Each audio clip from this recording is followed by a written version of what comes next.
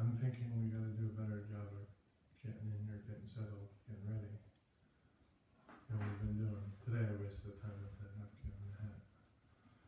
But often by the time we start, and we're pushing, and then somebody has a good question, but we either go late and take advantage of the people after us, or we hurry, which isn't as fair use of our time, but not an awful lot I'm choosing to do about it, except just kind of reminding you gently now that how the time gets used is up to you, not me.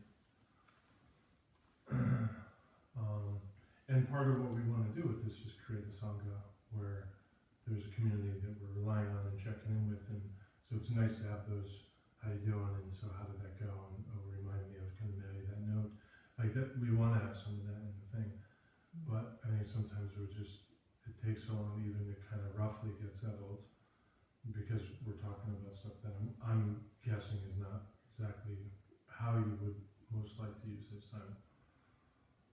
Takes a little time for the mind to settle as well, I think. Yeah, but what I'm getting, you're right, but I see them as knitted together. If we settle ourselves, then the mind settles. But if we just come in, here's this joke I heard, or let me, say that, and that's funny and interesting, but that's not helping us get into that state.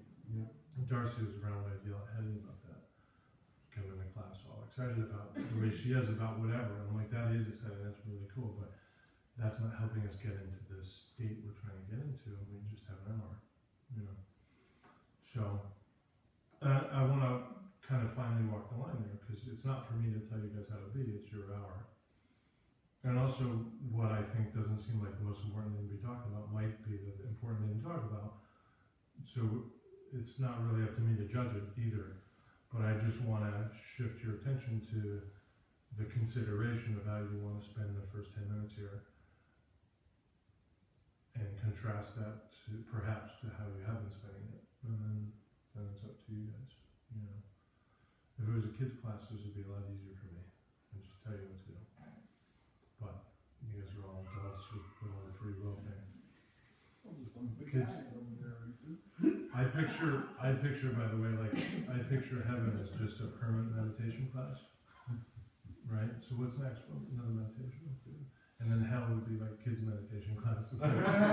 Almost the same thing. It's just a bunch of kids with like jelly beans, just eating sugar and soda. But what's next? You have to teach another meditation class. Who's in kids? Just how to get them to sit still and focus. Good luck. Okay. Darcy was nice enough to print and cut more of these, so there's a stack of them. If you have a place that you think they'd do good to put up, there's a bunch. That doesn't mean, take 30 and put up 2. But it's also nice if you post one, take a picture of it on the board, because then we'll add that to our little gallery, which might also encourage other people, like, oh, right, I have one in my car, kind of a thing. Or just digitally share them, like, here's a picture of one up and send it to people. And so, those are there. Also, got a couple copies from Ram Dass of this book, of stories of his guru from KK and he just sent me a few copies, but the money goes to Ram Dass's healthcare, just like some of the other Ram Dass things do, like the hat and the watches, and a couple of his books. So if you're ever interested, I can let you know. I think there's a couple of hats left, maybe, and a couple of watches, and maybe some books. And anyway, I just got these; they hadn't been available, so I got 4 of them or something like that. But I figured I'd let you know. Okay.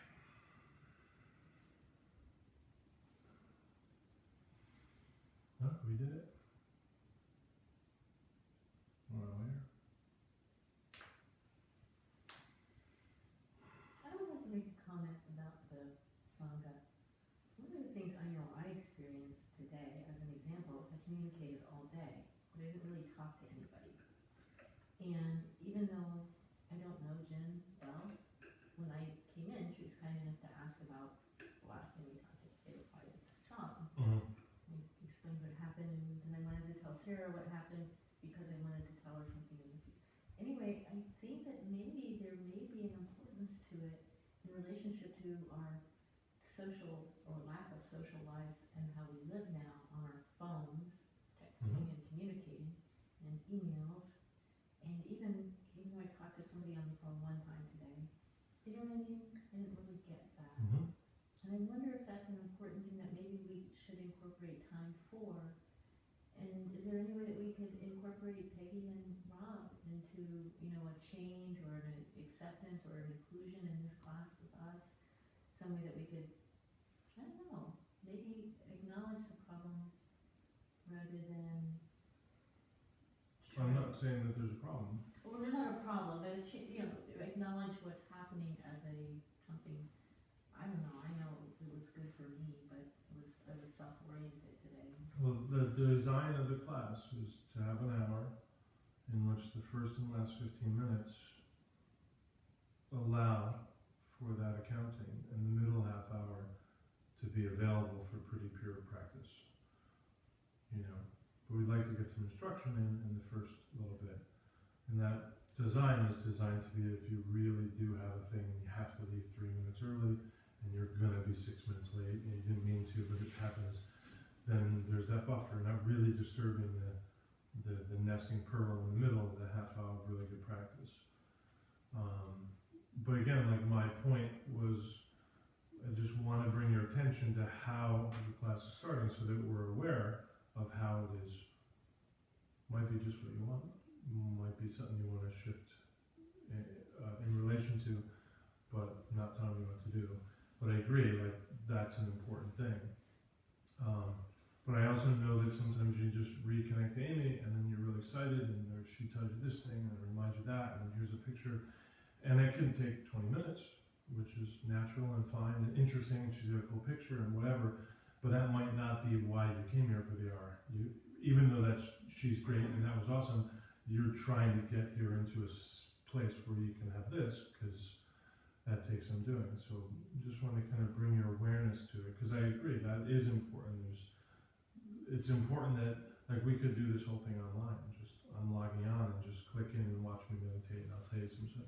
But there is an important to getting a hug from Gregory and, you know, hearing the way he said the thing he said and, you know, I'm totally in agreement. But it can also sort of take on a life of its own and then there's sort of 20 minutes of, and then, you know, like I went out to get some water because nobody was settled and I came back in and there's like 2 people sort of settled. And I was like, it's like, you know, like that's how you want to use your time. That's fine, you know.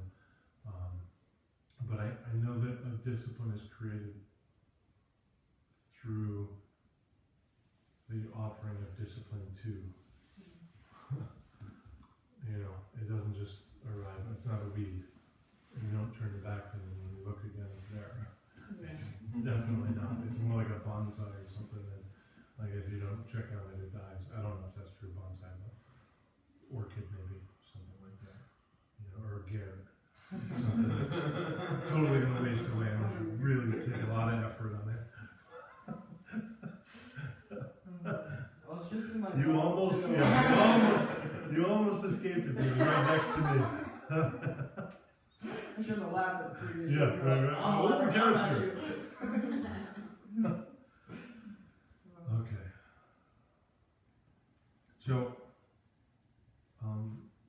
briefly, does anybody have anything important to share about their week of practice? I'm not going to try and go to everybody, but if somebody has something they want to ask or share or relate. I found that when it comes to meditating, adding Tai Chi on a continual basis is relevant.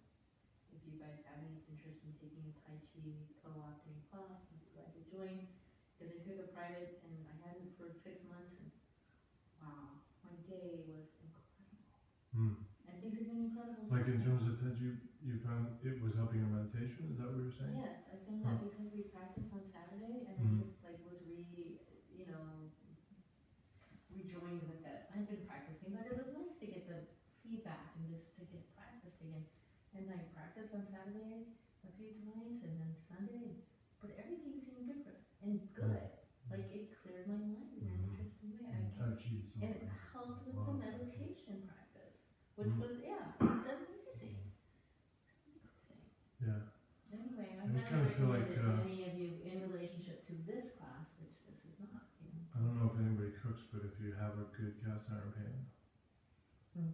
like, you may not need a good knife. Like, that's probably the thing you need to cook. Like, and it'd be cool to have that cool grapefruit spoon or something, but like, if you got that, then everything else you cooks better. And it's like Tai Chi feels like that cast iron pan. Like, if I got that, like, you know, everything else makes a difference, you know. So that's pretty cool to hear how effective the meditation that quickly too. Anybody else? I've examined that, like when you're going to sleep, the point right before you actually fall asleep, you're kind of like awake, but you're kind of asleep at the same time. It's like that limbo state. Mm-hmm. I find that that's very similar to a lot of my meditative practices when I'm like in it. And I don't know if that's. You know, I don't want to. Should? Yeah. I gotta think of a way to say it. I don't know if that's something that you find